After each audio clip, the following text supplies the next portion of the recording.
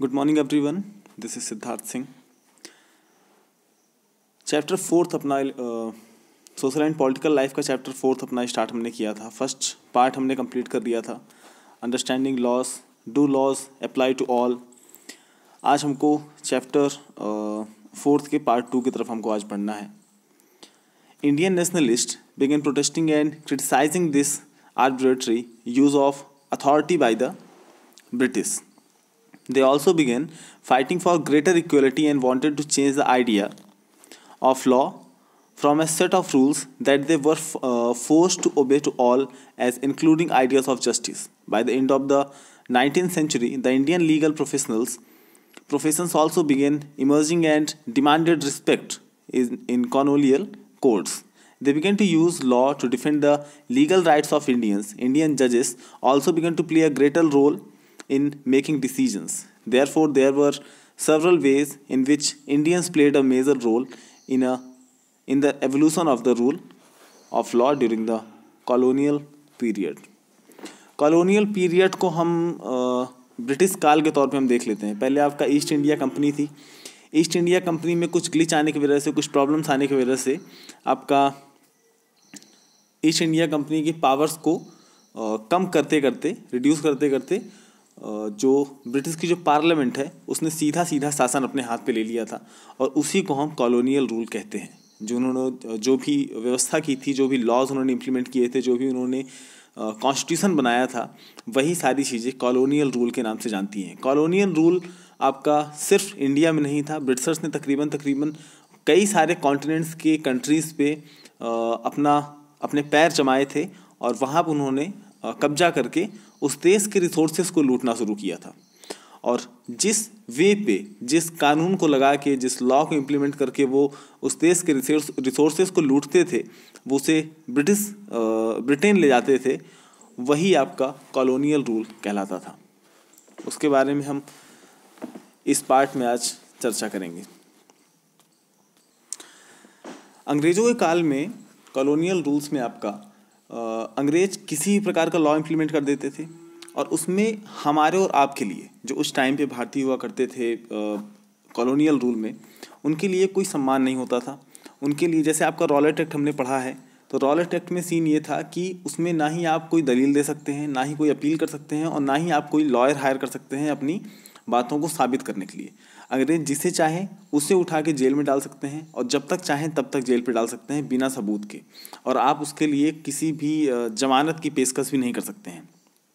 तो इन सारी चीज़ों के लिए जो इंडियन नेशनलिस्ट थे, उन्होंने प्रोटेस्ट करना स्टार्ट किया। अपनी बात मनवाने के लिए उन्होंने संघर्ष करना स्टार्ट कर दिया, और उन्होंने ऐसे कानून की मांग की कि जिसे हम पे थोपा ना जाए, जो हमारे लिए भी उतना ही आसान हो जितना अंग्रेज़ों के लिए आसान रहता है। हमें उस कानून के दायरे में इस तरह से नहीं लाया जाना चाहिए कि हमारा शोषण हो, और हम ऐसे कानूनों को मानने से इनकार भी करते हैं। ठीक है।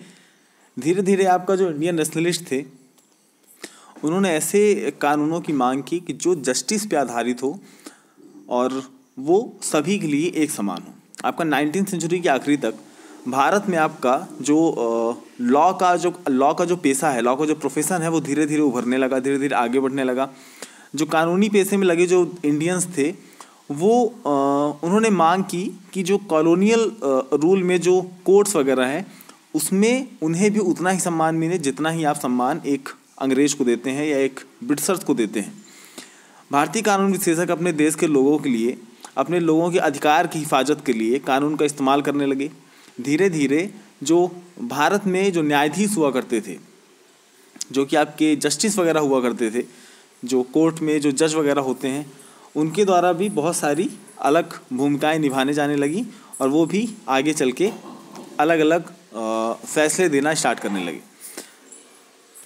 पहले कोर्ट्स वगैरह में सिर्फ जो अंग्रेज़ों का पैनल, जो जजेस का पैनल होता था, उसमें सिर्फ अंग्रेज होते थे।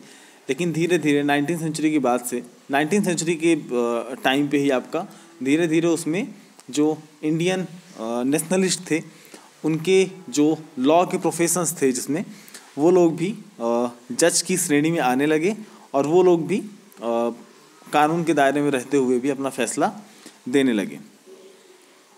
ओके, तो इसी तरह से जो बात हमने ऊपर कही थी कि सिर्फ अंग्रेज़ों का योगदान था भारत में कानून बनाने का, तो ऐसा नहीं था। कानून अपने यहाँ एंशिएंट टाइम से चलता आ रहा है और कॉलोनियल रूल में भी हमारे लोगों ने कानून में बहुत ज़्यादा पार्टिसिपेट किया है और बहुत ज़्यादा योगदान भी दिया है।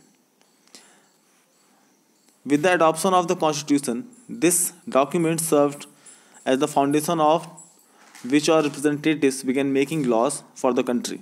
Every year, our representatives pass several new laws as well as amend existing ones.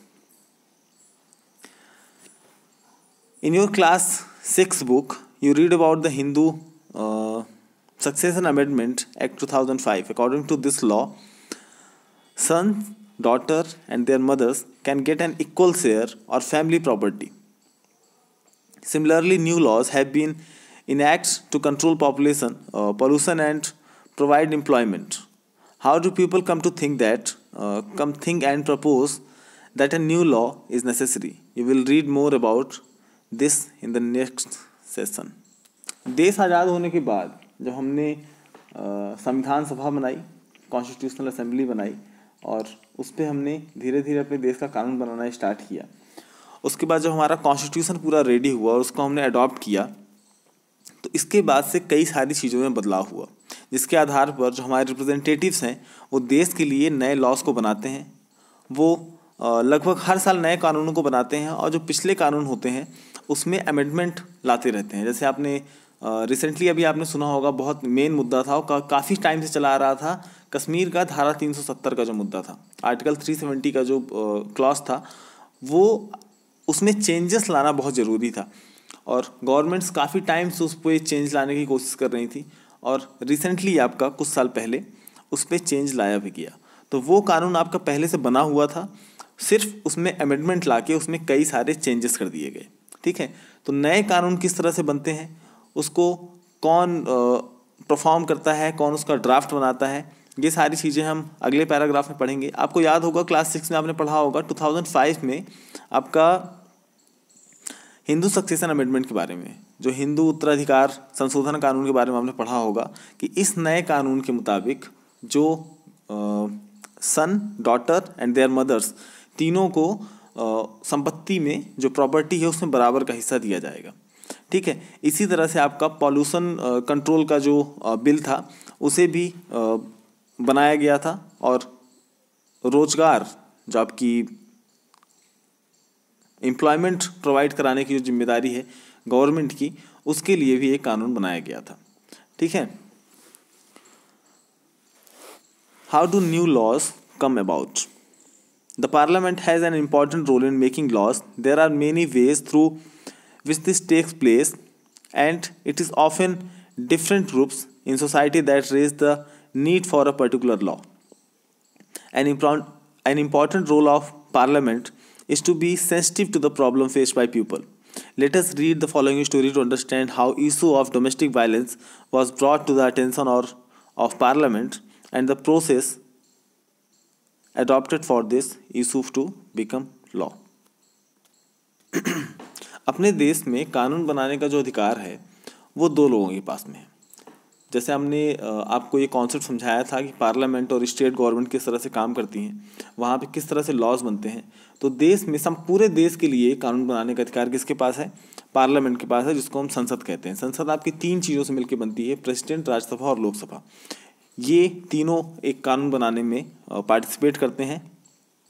दूसरा कानून बनाने का अधिकार होता है स्टेट असेंबलीज को।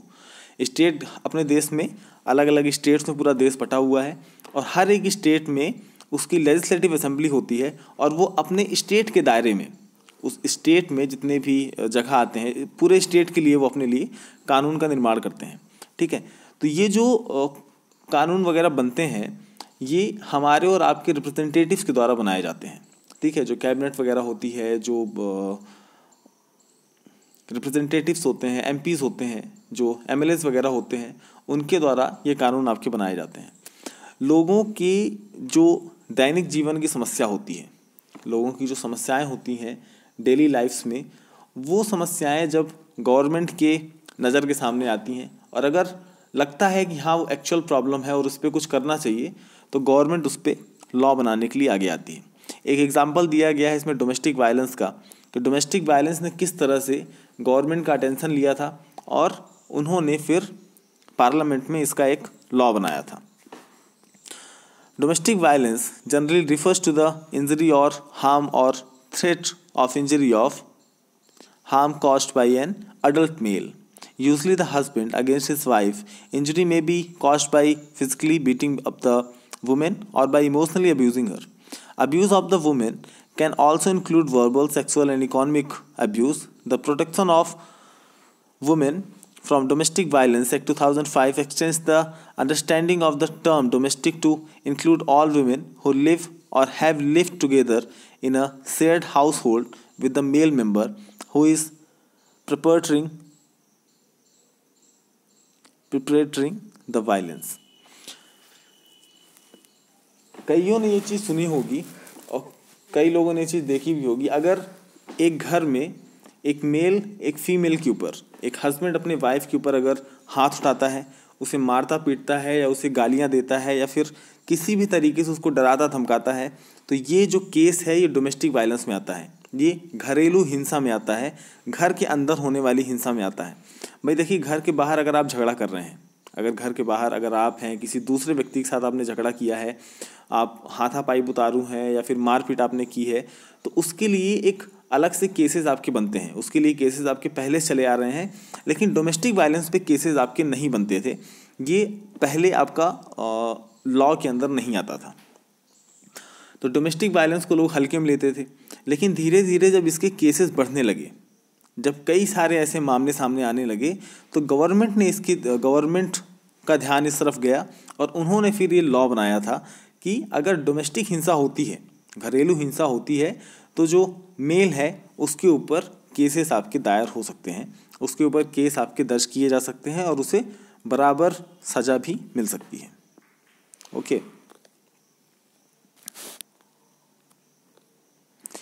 ये कार्डबोर्ड की स्टोरी है, अक्टूबर 2006 का एक केस है। The protection of women from domestic violence act 2005 passed. दो लेडीज़ें हैं, वो आपस में बात कर रही हैं। Sajiya, did you read today's newspaper? Isn't it a great day for women? Sajiya, तुमने आज का न्यूज़पेपर पढ़ा है? क्या ये आज का दिन बहुत बेहतर नहीं है वुमेन्स के लिए? Now just women, violence free homes will benefit everyone. Kusum, it's taken such a long time to get this law passed. In fact, it began with establishing the need for a new law. इनका कहना है कि सिर्फ women's के लिए नहीं, violence free आपका सभी के लिए बेनिफिशियल है और सभी के लिए आपका बेहतर है, और ये कानून बनने में काफ़ी टाइम लग गया। ठीक है, अप्रैल 1991, a typical day at their office. I need advice. My husband beats me up. I haven't told anyone so far. I feel so ashamed. I can't go on like this anymore, but I have nowhere to go. 1991 का case है। ये एक दो महिलाएं हैं, ये जाती हैं एक ऑफिस में और कहती हैं कि मुझे एक सलाह चाहिए। जो मेरे हस्बैंड है वो मुझे मारते पीटते हैं, और ये सारी चीज़ें बातें मैंने आज तक किसी से नहीं बताई हैं, क्योंकि इसके लिए मुझे शर्म आ रही है कि ये सारी चीज़ें बताने में, और मैं ये सारी समस्याएं लेके कहाँ जाऊँ, मुझे ये चीज़ समझ में नहीं आ रही है। तो I am being ill treated by my son and daughter in law. They verbally abuse me. I have to access to my bank accounts. They may even throw me out. जो ओल्ड लेडी हैं, उनका कहना है कि मुझे गलत तरीके से ट्रीट किया जा रहा है, मुझे अब्यूज़ किया जा रहा है मेरे लड़के और उसकी वाइफ के द्वारा, और मुझे इस बात का डर है कि ये मुझे घर से बाहर कर सकते हैं और मुझे अपने बैंक अकाउंट को एक्सेस करना है. I do not want to go to the police. I just want to stop the violence. I just don't want to be thrown out of the house I'm living in. Unfortunately, the existing law is a criminal one and does not offer these options. एक का कहना है कि मैं police के पास नहीं जाना चाहती हूँ, मुझे सिर्फ इतना चाहिए कि जो वायलेंस है, जो घरेलू हिंसा है, वो बंद हो जाए. और दूसरी जो लेडी है, उनका कहना है कि मैं अपने घर से बाहर नहीं निकलवाना चाहती हूँ, मतलब मुझे घर से बाहर ना निकाला जाए। मैं यहाँ रहती हूँ, काफ़ी टाइम से मैं यहाँ रही हूँ अपने घर में, और मैं इस घर को नहीं छोड़ना चाहती हूँ। तो जो एडवाइज़र हैं उनका कहना है कि unfortunately the existing law is a criminal one and does not offer these options. उनका कहना है कि जो अभी हाल में जो कानून चल रहा है वो फौजदारी कानून है, और उसमें दोनों ही रास्ते जो आप चाहती हैं वो मुमकिन नहीं है। Throughout the 1990s, the need for a new law was raised in different forums. आपका जो डोमेस्टिक वायलेंस के लिए जो लॉ है वो 1990 के लास्ट में, 1990 के दरमियान पे उसकी मांग उठने लगी थी कि डोमेस्टिक वायलेंस को भी नज़रअंदाज न किया जाए और गवर्नमेंट इसके ऊपर लॉ बनाए। We have heard testimonies of several women. We have seen that women want protection against being beaten, the right to continue living in a shared household, and often temporary relief. We need a new civil law to address this issue. जो protest कर रही हैं, जो leader हैं, उनका कहना है कि हमने कई वुमेन्स की बातें सुनी हैं, कई उनकी आप बीती को जाना है, और हमने देखा है कि जो लेडीज़ें हैं, जो वुमेन्स हैं, वो सिर्फ मारपीट से बचना चाहती हैं। वे अपने घर पे आराम से रहना चाहती हैं और उन्हें बहुत ज़्यादा कुछ नहीं चाहिए है, थोड़ी सी राहत की दरकार बस उन्हें चाहिए है। और इस समस्या से हमको निजात चाहिए, और इस समस्या से निपटने के लिए इस देश में नया कानून आपका बनना चाहिए। इन 1919, lawyers collective, a group of lawyers, law students and activists, after nation wide consultations, took the lead in drafting the Domestic Violence Prevention and Protection Bill. This draft bill was widely circulated. 1999 में, 1999 में वकील और जो law के students हैं, ये सारे mills के और लॉयर कलेक्टिव्स ने नेशन वाइड एक बिल की मांग की, जो आपका डोमेस्टिक वायलेंस को रोकने के लिए जो बिल बनाया गया था उसका उन्होंने पूरा ड्राफ्ट तैयार किया, और ये बिल को सर्कुलेट किया गया सभी लोगों के पास में कि आप लोग इसको पढ़िए, इसको समझिए और इसकी मांग को आगे बढ़ाइए।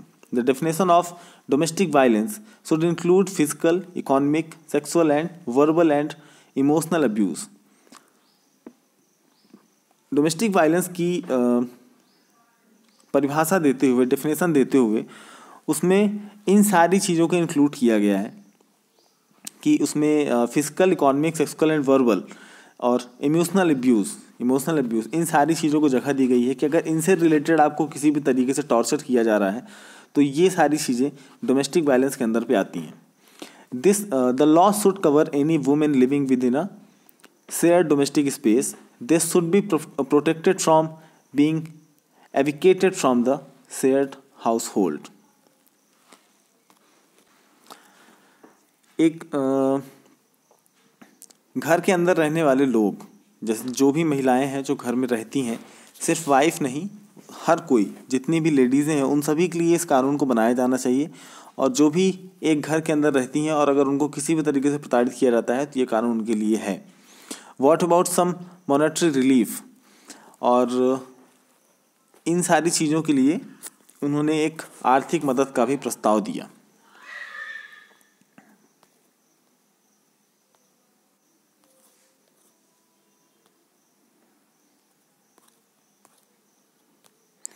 Meetings were held with different organizations. The women's movement want a new law on domestic violence. The government should introduce it in parliament soon. जो वुमेन्स मूवमेंट के जो लीडर्स हैं वो चाहते हैं कि ये जो डोमेस्टिक वायलेंस उस पर नया कानून बनना चाहिए और सरकार को इस ड्राफ्ट को जल्दी से जल्दी संसद में पेश करना चाहिए। ठीक है। Finally the bill was introduced in Parliament in 2002 but this bill has none of what we have been suggesting. 2002 में ये आपका जो बिल है, जो विधेयक है, ये संसद में पेश किया गया था, संसद में इंट्रोड्यूस किया गया था, लेकिन इस बिल में कोई भी वो बात नहीं है जो हमने सजेस्ट की थी इस बिल में। We must oppose the bill in its present form. इस बिल को हम उसी रूप में चाहते हैं और अगर ऐसा नहीं होता है तो हम इस बिल का विरोध करेंगे। Okay, let's have a press conference. We could also start an online petition. तो उन्होंने कहा है कि जो प्रेस कॉन्फ्रेंस वगैरह होती है, अलग अलग संवाददाता होते हैं, जो प्रेस के लोग होते हैं, कैमरामैन्स होते हैं, रिपोर्टर्स होते हैं, हमें उनसे बात करनी चाहिए और साथ में हमें एक ऑनलाइन पिटीशन की भी व्यवस्था करनी चाहिए कि सभी लोगों की राय क्या है इस मामले में, कि जो हम सजेस्ट कर रहे हैं वही आपका वुमेंस के लिए जो डोमेस्टिक वायलेंस है वो कानून बनना चाहिए या फिर जो गवर्नमेंट कह रही है वो बनना चाहिए. Several women's organization, National Commission for Women made submission to the Parliamentary Standing Committee. कई आपके जो वुमेंस ऑर्गेनाइजेशंस थे और नेशनल कमीशन फॉर वुमेन थे, जो राष्ट्रीय महिला आयोग थे, उन्होंने संसदीय स्थायी समिति को अपने सुझाव सौंपे थे. Esteemed members of the Parliamentary Standing Committee, the present bill must be changed. We do not agree with the definition of domestic violence being proposed. संसदीय स्थायी समिति के जो माननीय सदस्य वगैरह थे, वो प्रेजेंट टाइम में जो वो विधेयक को बदलना ज़रूरी है, ये वुमेंस के ऑर्गेनाइजेशन द्वारा कहा गया था और हमने सजेस्ट किया था डोमेस्टिक वायलेंस को लेके, वही बात आप इसमें पेश करें. The law needs to provide for temporary custody of children. At a press conference in October 2006, what is this new law? ये नया कानून क्या है, पूछा गया है एक पत्रकार के द्वारा. This law is a first in recognizing a woman's right to a violence-free home and provides a comprehensive definition of domestic violence. ये पहला कानून है जिसने महिलाओं के लिए आपका डोमेस्टिक फ्री परिवार के अधिकार को मान्यता दी गई है और डोमेस्टिक वायलेंस की एक व्यापक परिभाषा के तौर पे इसको देखा जा रहा है. This is a civil law aimed at providing relief to millions of women including wives, mothers, daughters and sister affected by violence in their homes. ये एक आपका सिविल लॉ है. दो तरीके के कानून चलते हैं, एक आपका फौजदारी चलता है, एक दीवानी चलता है. फौजदारी कानून में आपका जो लड़ाई झगड़े का कानून होता है वैसा होता है और डोमेस्टिक वायलेंस को आपको दीवानी कानून के रूप में रखा जाता है. तो ये उन करोड़ों लेडीज़ों के लिए है, महिलाओं के लिए है, जिसमें आपका वाइफ्स आ जाती हैं. जितनी वुमेंस होती हैं, आपकी वाइफ्स हो, मदर्स हो, डॉटर्स हो, सिस्टर्स हो, वो सभी आपका इससे अफेक्टेड होंगे और उनके लिए एक वायलेंस फ्री होम की व्यवस्था इस लॉ के द्वारा हो सकती है. In December 2002, the Standing Committee submitted its recommendations to the Rajya Sabha and these were also tabled in the Lok Sabha. The committee's report accepted most of the demands of the women's group. Finally, a new bill was introduced in Parliament in 2005. After being passed in both houses of Parliament, it was sent to the President for his assent. The Protection of Women from Domestic Violence Act came into effect in 2006. जो आपका standing committee है उसने दिसंबर 2002 में आपका राज्यसभा और लोकसभा दोनों में इस लॉ की पेशकश की थी और बहुत सारे लोगों ने इस जितने भी मेंबर्स थे उन्होंने इसको एक्सेप्ट किया कि हाँ ये बिल आपका पास होना चाहिए और लोकसभा और राज्यसभा दोनों से इस बिल को पास किया गया था. उसके बाद राष्ट्रपति के पास भेजा गया था, प्रेसिडेंट के पास भेजा गया था उनकी सहमति के लिए, उनके सिग्नेचर के लिए और 2006 में ये जो बिल था ये आपका लॉ बन गया था. Okay, this law is a very significant step because it recognizes the right of women to live in a shared household. Women can get a protection order against any further violence. Women can get monetary relief to meet their expense including medical costs. Press conference को समझाते हुए जो women's की representatives हैं वो कह रही हैं कि ये कानून आपका बहुत ज़्यादा महत्वपूर्ण था और ये जो घरों की जो महिलाएं हैं, जो घर के अंदर जो महिलाएं हैं, चाहे वो वाइफ्स हों, चाहे वो मदर हो, चाहे वो डॉटर हो, सिस्टर हो, कोई भी हो, उन सभी के अधिकारों को मान्यता देती है. महिलाएं किसी भी तरह की हिंसा के खिलाफ सुरक्षा का आदेश प्राप्त कर सकती हैं और लेडीज़ें अपने एक्सपेंसेस के लिए जो भी आपका मेडिकल से और भी जो खर्चे हैं उनके लिए भी अपनी अधिकार को बुलंद कर सकती हैं और उनको ये अधिकार भी मिलेगा. How begins another law other long जनरी। अब एक और लंबा सफ़र शुरू होता है। Yes now the government has to ensure that this law is implemented and enforced. अब गवर्नमेंट के ऊपर निर्भर करता है कि वो इस लॉ को सभी जगह आपका इम्प्लीमेंट कराए और इन्फोर्स कराए, और सभी लोगों को ये लॉ आपका मानना ज़रूरी है। डोमेस्टिक वायलेंस होता है, इस चीज़ को कोई नकार नहीं सकता है। ये चीज़ें सभी को पता है कि डोमेस्टिक वायलेंस होता है, और कई जगहों पे जो कि एजुकेटेड हैं, नॉन एजुकेटेड हैं, सभी जगहों पे ये चीज़ें हमको देखने को मिलती हैं कि वहाँ पे डोमेस्टिक वायलेंस होता है वहाँ की महिलाओं के साथ में, लेडीज़ों के साथ में, वाइफ्स के साथ में। तो इन सारी चीज़ों से रिलीफ पाने के लिए जब कई सारी लेडीज़ों ने, जो वुमेंस ऑर्गेनाइजेशन है, उनके सामने खड़े होकर गुहार लगाए कि इन सारी समस्याओं से निजात पाने के लिए कुछ तो किया जाना चाहिए, क्योंकि उस टाइम तक आपका 1990s तक इस चीज़ के लिए कोई कानून नहीं था। 2006 तक भी कोई कानून नहीं था। जब आपका 2006 में लॉ इम्प्लीमेंट हुआ है, उसके बाद से डोमेस्टिक वायलेंस के लिए आपका एक अलग कानून बनाने की बात, अलग कानून आपका बना। चाहे लोग पढ़े लिखे हों, चाहे वो ना पढ़े लिखे हों, अधिकतर जो नॉन एजुकेटेड पर्सन्स हैं उनके घर में ये सारी चीज़ें ज़्यादा देखने को मिलती हैं, या फिर कुछ जो ऐसे एजुकेटेड लोग भी हैं वहाँ पे भी आपको ये सारी समस्याएं देखने को मिल जाएंगी। जहाँ पे आपका लोग नशा करते हैं, जो नशे में चूर रहते हैं, जिनकी साइकोलॉजिक टर्म से वो थोड़ी सी बेहतर नहीं है, थोड़ा सा मानसिक समस्याओं के साथ जूझ रहे हैं, वहाँ पे भी आपको ये समस्याएं देखने को मिल जाएंगी। लेकिन धीरे धीरे आज के टाइम पे जब से लॉ इम्प्लीमेंट हुआ है, उसके बाद से स्थितियाँ काफ़ी सुधरी हैं, लेकिन अभी भी 100% हम श्योर नहीं हैं, 100% हम परफेक्टली नहीं कर सकते हैं कि ये समस्याएं सुधरी हैं, क्योंकि आज के टाइम पे भी अभी भी ये समस्याएं लोगों के सामने हैं, और आसपास के क्षेत्रों में ये सारी चीज़ें देखने को मिल जाती हैं। जैसे आपका अगर डोमेस्टिक वायलेंस की बात करें तो इसकी जो रिपोर्ट दर्ज होती है ये आपकी पुलिस स्टेशंस में होती है। आपका जो महिला थाना होता है वहाँ पे आपकी डोमेस्टिक वायलेंस के लिए रिपोर्ट दर्ज होती है।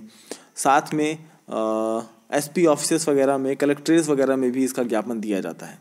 लेकिन कई बार देखने को यही मिलता है कि जो पुलिस ऑफिसर्स होते हैं वो भी इन सारी चीज़ों में लिप्त होते हैं।